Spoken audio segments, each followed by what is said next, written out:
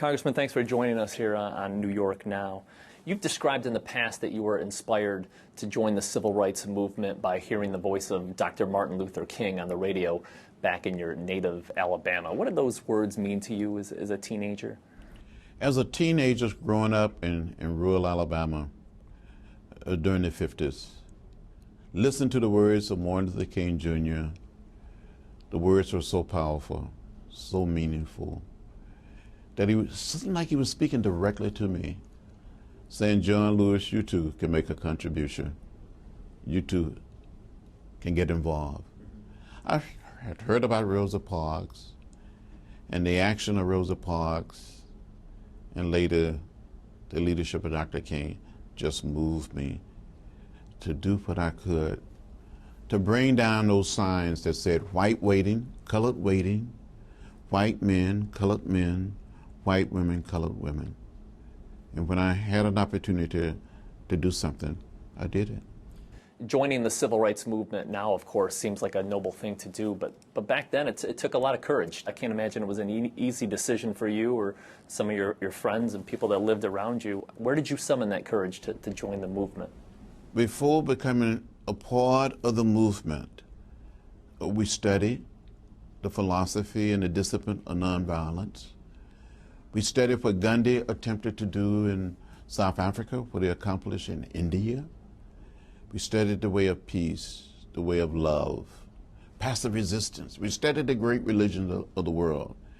And I grew to accept nonviolence as a way of life, as a way of living.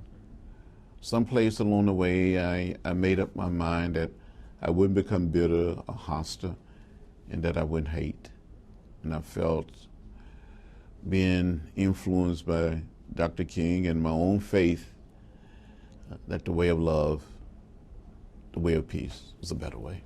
In 1963, as just a 23-year-old, you were one of the big six leaders of the civil rights movement, one of the architects of the March on Washington 50 years ago, where, of course, Dr. King gave his famous I Have a Dream speech. For those of us who weren't around at the time, how do you describe that event when you talk to people? On that day, August 28, 1963, hundreds and thousands of people came to Washington, many fresh from jail cells in the South. We've had meetings with members of Congress.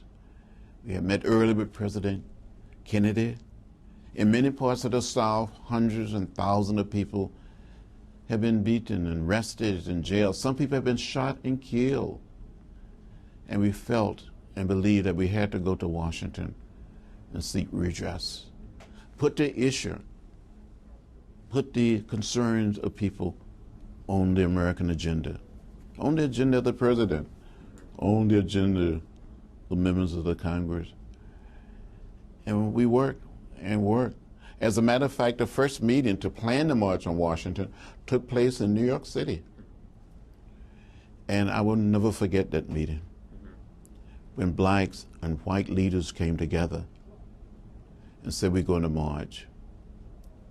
August 28, 1963, that morning, we met with the House leadership, both Democrats and Republicans, and later with the Senate leadership, both Democrats and Republicans.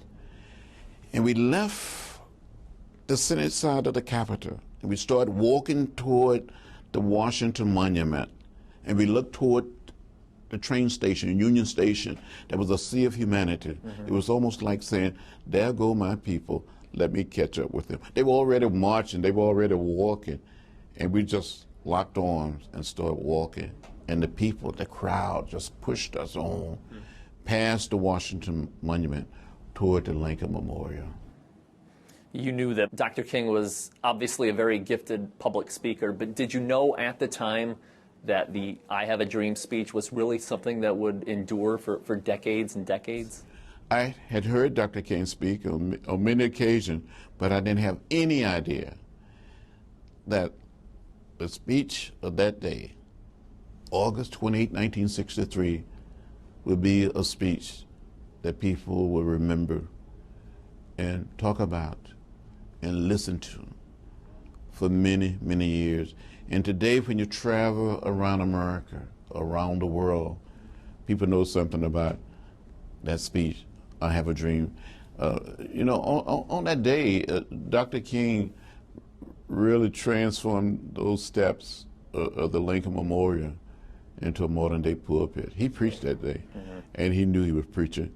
And I cannot forget when he said, I have a dream today, a dream that is deeply rooted in American dreams. What did his assassination do for the movement? In 1968, you were, interestingly enough, with Bobby Kennedy when you found out that Martin Luther King had been assassinated. What was your reaction to that moment and the reaction of the people who were around you? On the day when we heard that Dr. King had been assassinated, April 4th, 1968, I was campaigning with Robert Kennedy, campaigning for him. We heard that Dr. King had been shot, but we didn't know his condition. And when Robert Kennedy came to speak, he made the announcement to the crowd that Dr. King had been assassinated. It was a sad and dark time. We cried. We with disbelief. And I remember returning with a group of Robert Kennedy's staff to the hotel where he was staying, and we met with him and talked with him.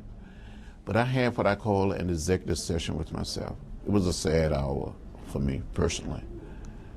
I cried, but I said, we still have Bobby. And I went back to Atlanta for the funeral and helped organize and plan the funeral. And met Robert Kennedy there and other members of the Kennedy family. But it just felt like, what's next? What to do? And I threw myself more and more into that campaign after the funeral was over. Let me go back a few years. In 1965, you participated in a march for voting rights from Selma, Alabama to the state capitol, an event that became known as Bloody Sunday. Not long after the march began, over 100 state troopers met you when they tried to get you to stop, and you didn't. They brought out the bullwhips, tear gas, clubs. You suffered a fractured skull. There had to have been a moment there where you were wondering if am I going to make it out of this? Well, on Sunday, that Sunday, March 7, 1965, when the major of the Alabama State Troopers said this is an unlawful march, will not be allowed to continue. I give you 3 minutes to disperse and go back to your homes or to your church. And one of the leaders of the group said, Major, give us a moment to kneel and pray. He said, troopers, advance. I was hit. I thought I was going to die. I thought I saw death. But that day, because of what happened in Selma, because of the reaction of the American people, there was a sense of righteous indignation. There were people protesting all over America in more than 80 cities, at the White House, at the Department of Justice. Dr. King came to Selma, came to the hospital to visit some of us. And the President of the United States, President Lyndon Johnson, reacted. And it helped change America. And that, of course, spurred the Voting Rights Act of 1965 that strengthened the rights for African Americans. But you think more work needs to be done? I think there's still a great deal more work needs to be done. In spite of all of the changes, in spite of all of the progress, there's still too many people in America. They're black, they're white, they're Latino, they're Asian American, they're Native American. They still find it difficult to cast a vote. I have taken the position that to be able to register or to vote should be as easy as getting a drink of water. The vote is precious, almost sacred. It is the cornerstone. It is the soul of our democracy. Let me ask you, in 2008, a historic moment happened when Barack Obama was elected as the first African-American president. Did you ever think in your lifetime you would see an African-American become president? When President Barack Obama was elected president, I cried. I cried and I cried. I never dreamed that one day that I would live to see an African American elected president of the United States. And even after the election was over and at the inaugural, I cried more. I was sitting there on the platform and I kept thinking about President Kennedy and Bobby Kennedy and Dr. King and the 4 little girls killed in Birmingham, the 3 civil rights workers murdered in Mississippi, and so many other people that didn't live to see it. It says something about the distance we've come and the progress we've made as a nation and as a people. Well, you're a big part of that progress. It's been our great pleasure talking to you today. Thank you so much. Thank you very much, sir.